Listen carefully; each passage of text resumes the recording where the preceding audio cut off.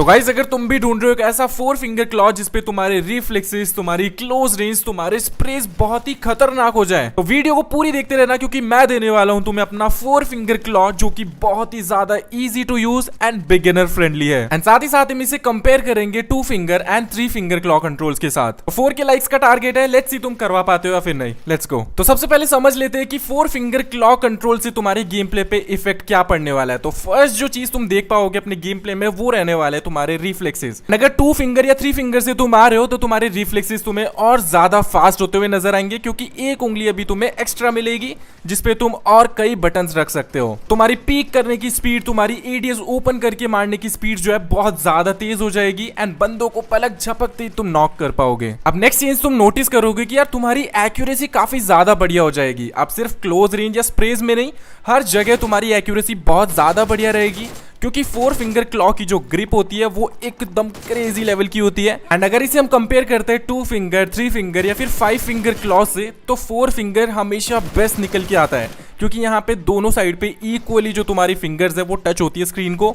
And तुम्हारी grip automatically उससे बढ़िया हो जाती है। और इसीलिए जो भी 4 फिंगर वाले प्लेयर्स होते हैं उनकी एक्यूरेसी, क्लोज रेंज, स्प्रेज बहुत ही ज्यादा एक्यूरेट होते हैं।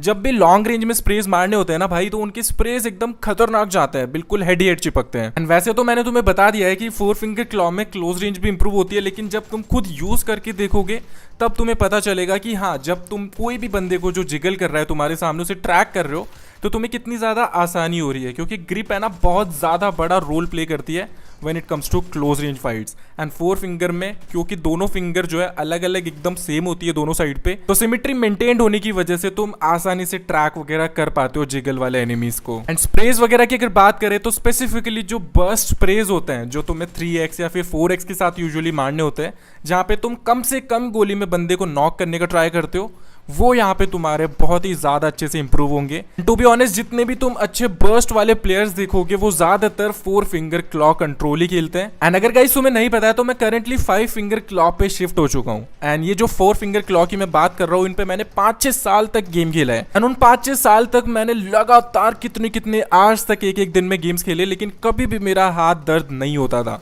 लेकिन जब से मैं 5 फिंगर क्लॉ पे शिफ्ट हुआ हूँ, मुझे थोड़ी देर में है ना फोन नीचे रखना पड़ता है ताकि मैं अपने हाथों को थोड़ा सा स्ट्रेच कर सकूं। तो ये बहुत ही ज्यादा बड़ी प्रॉब्लम हो जाती है अगर तुम एक लॉन्ग टाइम के लिए खेलना चाहते हो। एंड वहीं बात करें अगर 4 फिंगर क्लॉ कंट्रोल्स की, तो यहाँ पे कोई दिक्कत नहीं होती यार। तुम आवर्स तक गेम्स खेलो, क्रैम्प्स नहीं आते, पेन नहीं होता है एंड इससे जो तुम्हारी जॉयस्टिक है ना उस पर हाथ अच्छे से बैठा रहता है। और यही हमारा नेक्स्ट पॉइंट है कि मूवमेंट्स है ना यहाँ पे बहुत बढ़िया हो जाती है, लाइक कंसिस्टेंट रहती है। मैं ऐसा नहीं कहूँगा कि तुम्हारी जॉयस्टिक एकदम क्रेजी काम करेगी, वो तुम्हारी अदर चीज़ों पर डिपेंड करता है, लेकिन हाँ कंसिस्टेंट रहेगा तुम्हारा गेम प्ले। ऐसा नहीं कि तुम कभी अच्छा खेल रहे हो, कभी कंट्रोल्स की वजह से बुरा खेलने लग गया अचानक से। तो आई गेस तुम्हें एक अच्छी खासी अंडरस्टैंडिंग हो गई है अभी 4 फिंगर क्लॉ कंट्रोल्स तुम्हारे लिए बेस्ट क्यों होने वाले हैं। एंड आई गेस मैंने तुम्हारी थोड़ी सी हेल्प की होगी ये डिसाइड करने में कि यार मुझे 4 फिंगर क्लॉ पे शिफ्ट होना चाहिए या फिर नहीं होना चाहिए अगर तुम 2 फिंगर या 3 फिंगर पहले से खेल रहे हो। खैर गाइस, अब यहाँ पे तुम मेरे 4 फिंगर क्लॉ कंट्रोल्स देख सकते हो। एंड यहाँ पे इंस्टेंटली तुमने एक चीज नोटिस की होगी कि मेरे जो ज्यादातर कंट्रोल्स है ना वो मैंने थंब पे, जो राइट थंब है वहां पे रखे हुए हैं। अब इसके पीछे एक लॉजिकल रीजन है। जो भी हमारी फिंगर्स होती है उनमें से सबसे फास्ट जो रिफ्लेक्सेस होते हैं वो थंब के ही होते हैं। और इसीलिए तुम जॉनथन के कंट्रोल्स जब देखोगे तो वहां पे तुम नोटिस करोगे कि उसके कितने सारे बटन्स, मतलब ऑलमोस्ट सारे ही बटन्स भाई राइट थंब पे उसने रखे हुए हैं। तो कोई तो रीज़न होगा ना कि इतने सारे बटन्स को वो एक थंब से इतना जल्दी हैंडल कर पाता है। अब यहाँ पे एक पॉइंट ये भी आता है कि देखो इतने टाइम से अगर तुम खेलोगे तो नॉर्मल जो फिंगर्स है ना उनकी भी तुम प्रैक्टिस करके अच्छा खेल पाओगे, लेकिन अगर एक नॉर्मल बंदे की बात करें तो यूजुअली थम्स जो है ज़्यादा अच्छे से काम कर पाते हैं। और इसीलिए मैंने भी अपने कंट्रोल्स में थंब पे है ना ज़्यादातर बटन्स रखे हुए थे जो भी फ्रीक्वेंटली यूज़ होने वाले बटन्स होते हैं, जैसा कि पीक्स हो गए, जंप एंड क्राउच का बटन हो गया। ये बहुत ज़्यादा हमें यूज़ करना पड़ता है। क्राउच हमें तब करना पड़ता है जब हम हिप फायर कर रहे हो, तो वो बटन भी मुझे ज़्यादा चाहिए। पीक्स तो हम यूज़ करते ही हैं, तो इसीलिए जो भी फ्रीक्वेंट यूज़ होने वाले बटन्स हैं वो मैं थंब पे रखना पसंद करता हूँ, जैसा कि तुम कंट्रोल्स में देख ही सकते हो। अब गाइज मैं अज्यूम कर रहा हूँ कि जितने भी लोग इस वीडियो को देख रहे होंगे उनमें से ज़्यादातर लोग ऐसे होंगे जो 2 फिंगर या 3 फिंगर से 4 फिंगर क्लॉ पे शिफ्ट होना चाहते होंगे।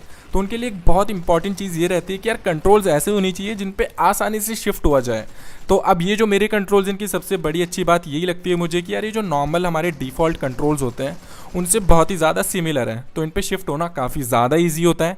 एंड अभी कुछ टिप्स तुम्हें दे देता हूँ जो भी तुम्हें अपनी जर्नी में फॉलो करनी होंगी ताकि तुम जल्दी से एक 4 फिंगर क्लॉ कंट्रोल पे प्रो प्लेयर बन पाओ। तो सबसे पहली चीज होती है कि फोन को पकड़ना किस तरह से। जब भी तुम किसी नए क्लॉ कंट्रोल को ट्राई करते हो तो तुम्हें ये पता होना चाहिए कि यार उस बंदे ने जो भी वो क्लॉ पे खेलता है उसने कैसे फोन होल्ड किया हुआ है, ताकि तुम समझ पाओ कि वो खेलता कैसे है। और यहाँ पे हैंड कैम में तुम मेरी स्टाइल तो देख ही सकते हो, तो इस पे ज्यादा जोर नहीं देंगे। आई गेस तुम समझ गए होंगे कि फोन को पकड़ना किस तरह से। बाकी हैंड कैम देखो समझ में आ जाएगा तुम्हें। अब जब भी तुम इस क्लॉ को ट्राई करोगे तो ये जरूर करना कि जब भी तुम खेल रहे हो और तुम्हें लगता है कि यार कोई बटन इधर होना चाहिए, थोड़ा सा इधर होगा तो मैं अच्छे से खेल पाऊंगा, तो वो जो भी कस्टमाइजेशन है, थोड़ी थोड़ी जो एडजस्टमेंट्स है वो तुम्हें ज़रूर करनी है। ऐसा नहीं कि म्यूटो भाई ने तो भाई ये कंट्रोल इससे रखा था तो मैं ऐसे ही रखूंगा। अपने हिसाब से उसे कस्टमाइज ज़रूर करना, और वैसे ही करते करते है ना तुम्हारा जो क्लॉ है ना वो एकदम परफेक्ट तुम्हारा खुद का क्लॉ बन जाएगा। इस क्लॉ को ट्राई करते टाइम याद रखना कि तुम्हारे जो स्कोप बटन्स हैं, जो पीक का बटन है वो होल्ड पे रहना चाहिए। और होल्ड पे क्या होता है अगर नहीं पता है तो मैंने मेन चैनल पे वीडियो डाली है बेसिक सेटिंग्स की, वो देख लेना। बाकी कंट्रोल कोड तुम्हें डिस्क्रिप्शन में मिल जाएगा। जितने भी लोग ऑलरेडी यूज कर रहे हैं इस क्लॉ को तो जरूर से अपना फीडबैक देना ताकि नए लोगों की हेल्प हो।